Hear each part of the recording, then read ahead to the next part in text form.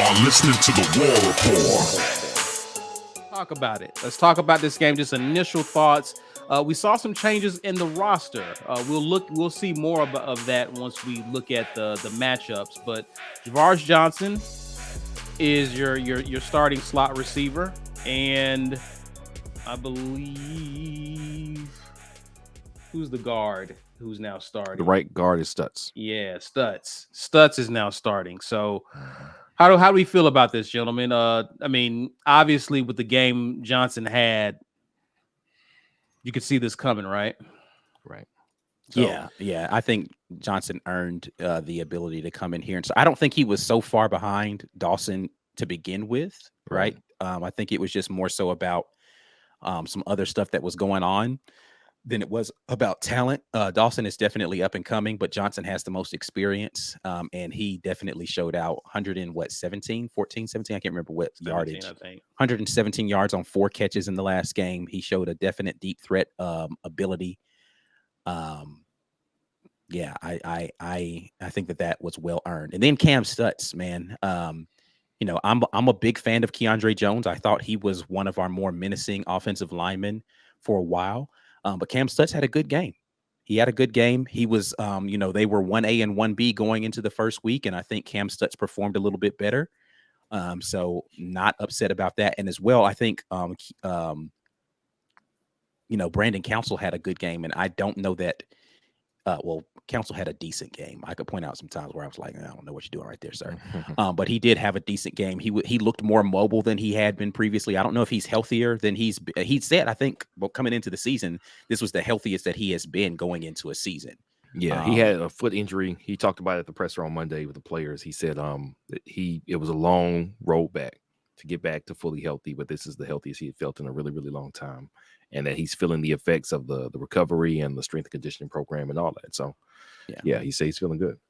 Yeah. So, I like what we're trotting out here offensively. Looking forward to seeing how Coach Keesaw calls game number 2, because he had a really good game plan going into game 1. So, very interested to seeing how he calls game 2.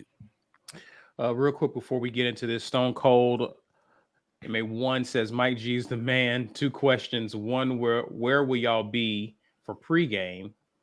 2nd, which game will Auburn have 3 100-yard rushers? Western Kentucky. I was about to say maybe the Western Kentucky game. Maybe. I mean, so here's the thing. Robbie has the opportunity to be that third person that could do it. And we could definitely have 2 running backs. I don't know if this is going to be the game that's going to happen. It could be. But I wouldn't rule it out. So, you know, it could be this game, but Western Kentucky will probably be the next opportunity for that to happen. I'll be watching Missouri a little bit more closely this week to see what their defense looks like. But yeah, I don't know that this is impossible. All right, guys. I see the alignment here that we see for, I guess this is a 3-4 or. Yeah, they run a 3-4 typically. And what they'll do is they'll mix the front up so that they'll bring in one of those linebackers and have them as a 4th guy close to the line of scrimmage. But they usually are, well, again, based upon the one game that I watched, right? They weren't rushing more than 3 often. Like, they weren't even blitzing with a 4th person a lot. And I was just like, I don't know how that's going to work, cuz, like, I mean, I think that they were more concerned. They played a lot of zone last week because Portland State's quarterback is mobile. And so I don't know if they're going to switch that up when TJ's in the game, if they're going to try to, you know, bring more down and rush more because they're not as concerned with TJ running the ball. But when Robbie comes into the game, this feels like a Robbie Ashford go nuts game, because I watched the Portland State quarterback do damage to them. And if it weren't for the fact that they, for whatever reason, screwed up in the red zone multiple times, Portland State would have won this game. Yeah. Right.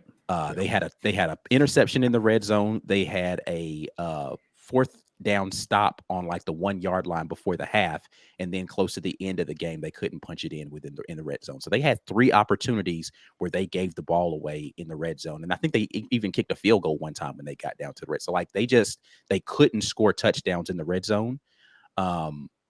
And so, but I feel like Robbie's would go nuts against this team because Portland State does not have the athletes that Auburn has, Right. and that Portland State quarterback really was giving them the blues for a lot of that game. Like how vulnerable against the run was San Jose State against Portland State? I mean, it wasn't. They weren't getting pushed around in the run game, but again, I think we've got a different caliber of size and strength in our offensive line, so I don't know where to judge that. Interestingly enough, the running back for Portland State was Van Buren, who used to be the running back at Boise State, and he was there for a couple of years under Brian Harsin. He ran well. He caught the ball pretty well out of the backfield.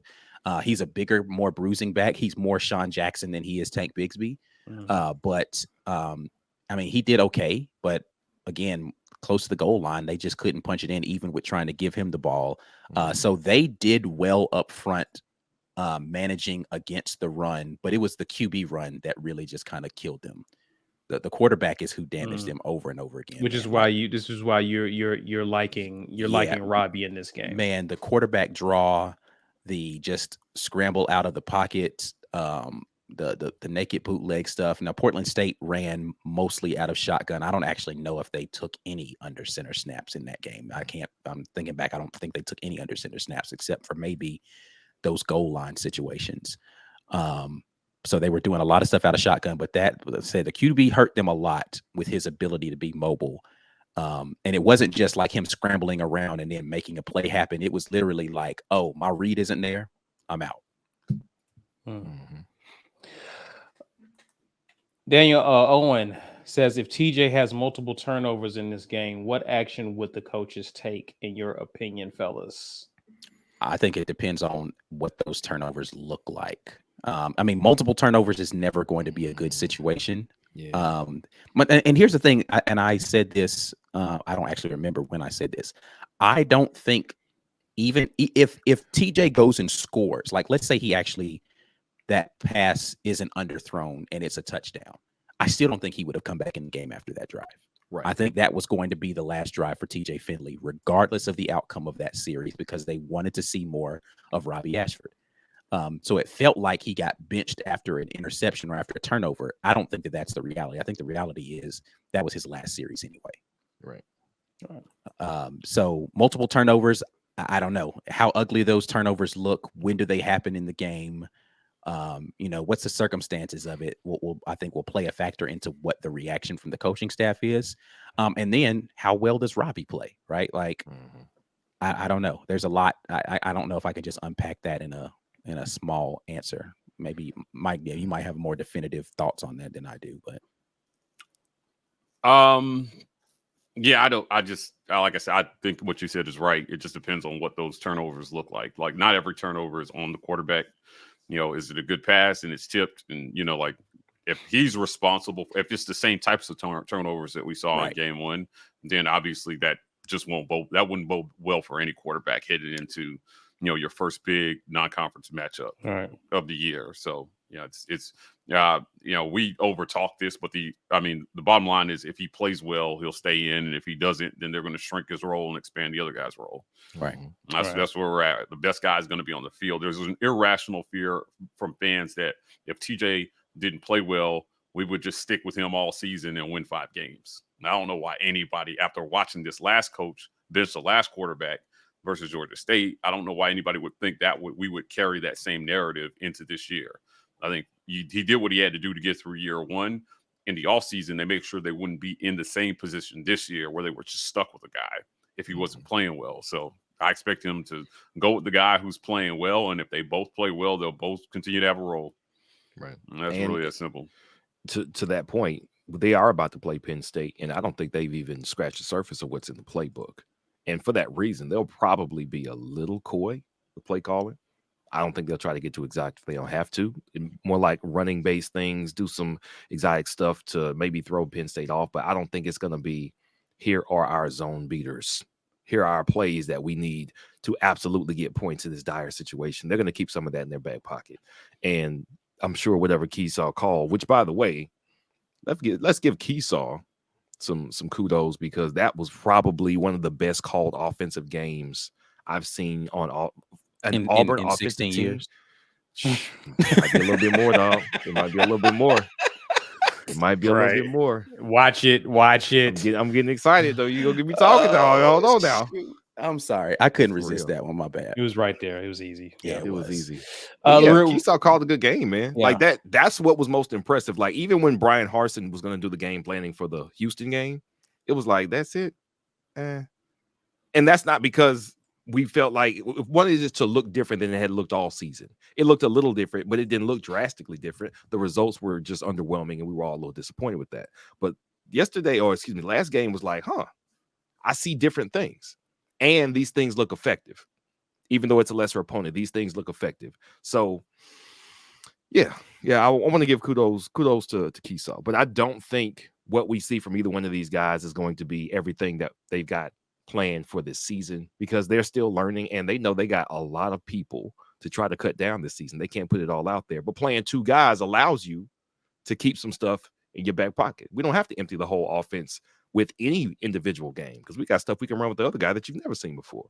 So they're in a good position with two guys. If you have to open up the bag to beat San Jose State, we're in trouble for the rest of the year. Like, they just need to be able to man up, play the base version of the offense, man, do some things that look tricky for the next week, and then move on to Penn State. So pretty much the same thing we saw last week. Yeah, they're gonna stay in a base defense. They're gonna try to run a basic offense, Right, and yeah. hope that our athletes are just good enough to go out there and get a win without having to reveal too much. Yeah, They're gonna throw something out there just so Penn State has to think about it on tape. But yeah, I'm not making any judgments about play calling until after Penn State. That's fair. Because they I mean, when the defensive coordinator on the other side is a little better at stop, and he's got more horses to stop what you're trying to do, that's when you see how good play calling is. So it looked different, sure, but like, is it going to be more effective? That's wait and see. Yeah, for sure. That's true. Well, I mean, I don't recall complaining about play calling until Penn State, so that's a fair point. Before we get, you can go ahead and flip the field for us.